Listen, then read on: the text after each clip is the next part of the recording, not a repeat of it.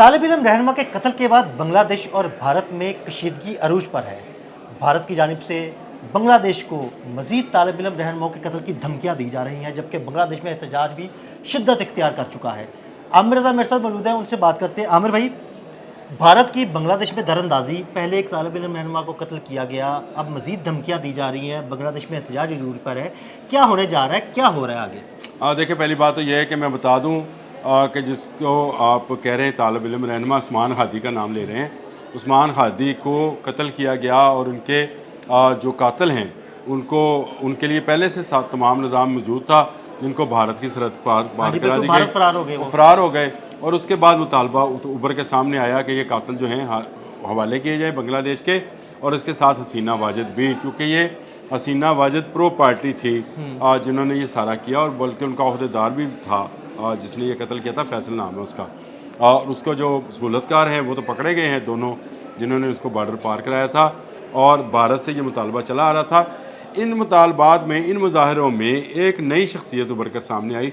हसनात अब्दुल्ला उनका नाम है, और हसनात अब्दुल्ला ने खुल कर भारत के तोसीब पसंदाना, आमराना, जाबराना जो उसके नज़रियात हैं या उसके अमल हैं, उसको तहरीफ तनकीद का निशाना बनाया। हसनात अब्दुल्ला वो शख्स है, आपने और मैंने एक व्लॉग किया था कि बांग्लादेश और भारत की फ़ौजें आमने सामने आ गई हैं, और ये ऐलान कर दिया गया है कि चिकन नेक काट दी जाएगी, जिससे वो 7 सिस्टर रियासतें जो हैं, जिनका एक रास्ता है जिस पर इस वक्त बांग्लादेश बैठा है, अगर वो कट जाए तो ये 7 रियासतें भारत का हिस्सा नहीं रहेंगी।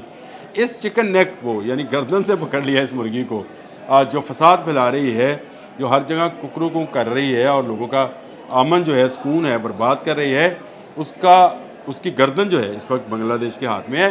हसनात अब्दुल्ला वो शख्स है जिसने सबसे पहले जो चौके शहीदा हैं, शहीदा चौक जो है, वहाँ पर खड़े होकर ये बात की कि हम चिकन नेक काट देंगे 7 सिस्टर रियासतें, इनमें से कुछ इलाके हमारे हैं, हमें वो इलाके मिलने चाहिए।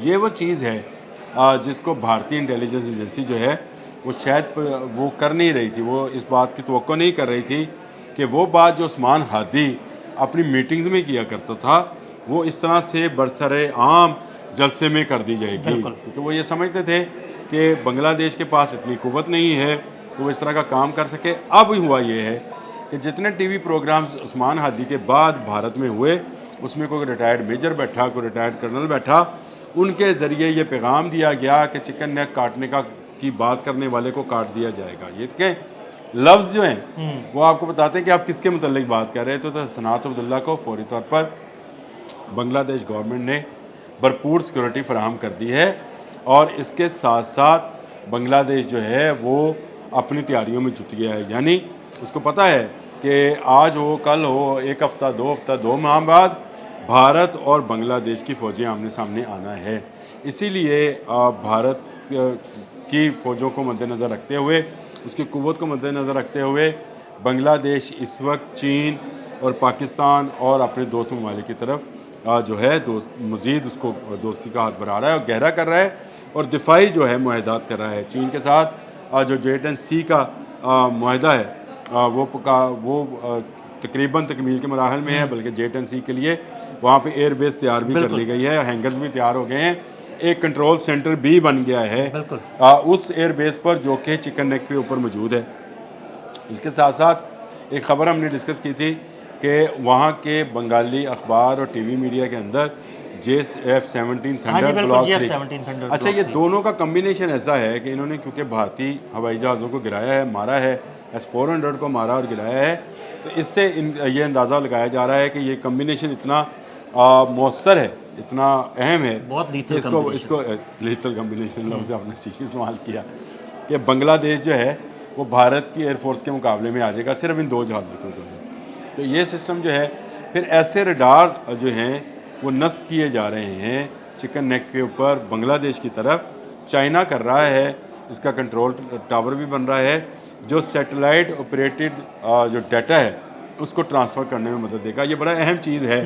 हमने जो जंगें मई जीती है ना जी, इसी डाटा ट्रांसफ़र से की बुनियाद पर जीती है।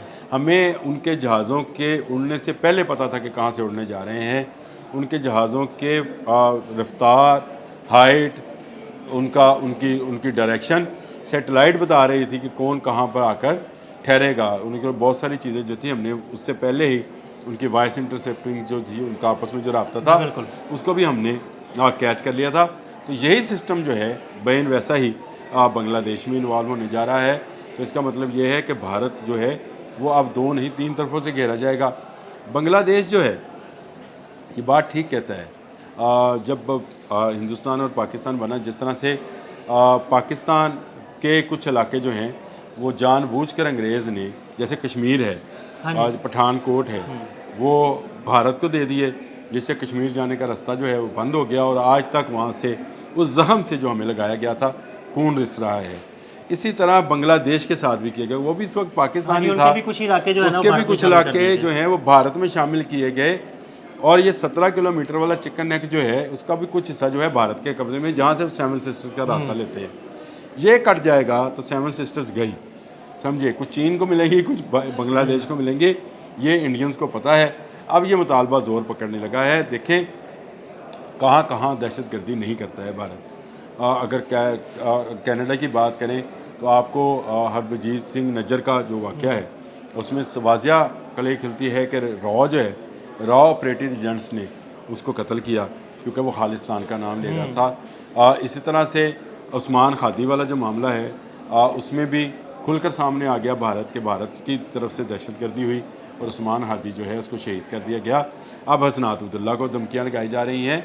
तो ये धमकियाँ जो हैं ये आहिस्ता आहिस्ता जंग का वो माहौल बनाने जा रही हैं। अल्लाह करे जल्द से जल्द बांग्लादेश में वो सारा सिस्टम ऑपरेटिव हो जाए, जो कि चाइनीज़ करेंगे, पहले से बता रहा हूँ, चाइनीज़ करेंगे तो बांग्लादेश जो है वो भारत को ऐसा भरपूर जवाब देगा अगर उसने बांग्लादेश पर हमला करने की सोची, क्योंकि वो अभी सोच रहा है।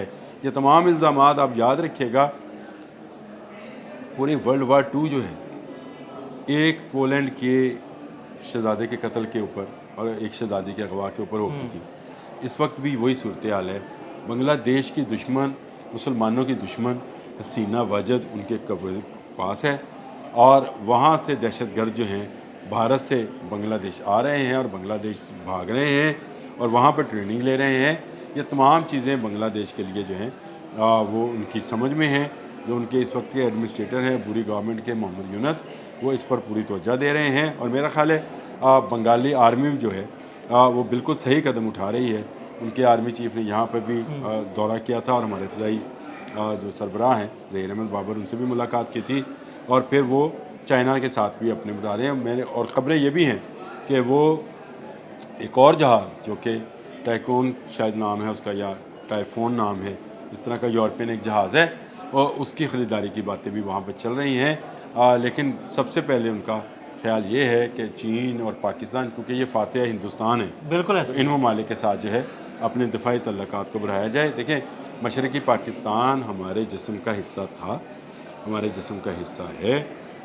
उनके साथ मोहब्बत, उनके साथ प्यार, वहाँ के लोगों के साथ हमारा एक होना एक फ़ितरी सा अमल है। और मशरक़ी और मगरबी पाकिस्तान दोनों दोबारा से अगर एक हों, ममालिक वही रहेंगे। दोबारा से एक होने से मुराद ये है कि एक का दिफा दूसरे हाँ का जी, दिफा बिल्कुल। होगा। इसी तरह चीन इनके साथ शामिल होगा। तो मेरा ख्याल है भारत जो है वो जुर्रत नहीं करेगा। लेकिन अभी जो सूरत हाल नज़र आ रही है, मुझे चंद माह में एक जंग होती बांग्लादेश और भारत के बहन नज़र आ रही है। बंगालियों ने भारतीय परचम जो भारत और बांग्लादेश का बॉर्डर उसकी ज़मीन पर बना दिया है, उस पर से रोज़ाना गुजर रहे हैं बिल्कुल। और वो इस बात इतनी नफ़रत जो है वो दिखा रहे हैं कि उसके बाद भारत जो है उसको पशेमानी का सामना है। पूरी दुनिया में उसको दहशतगर्द कर गिरदाना जा रहा है और बंगालियों ने साबित भी कर दिया कि जो उस्मान खादी के कातिल हैं वो इंडिया में बैठे हैं।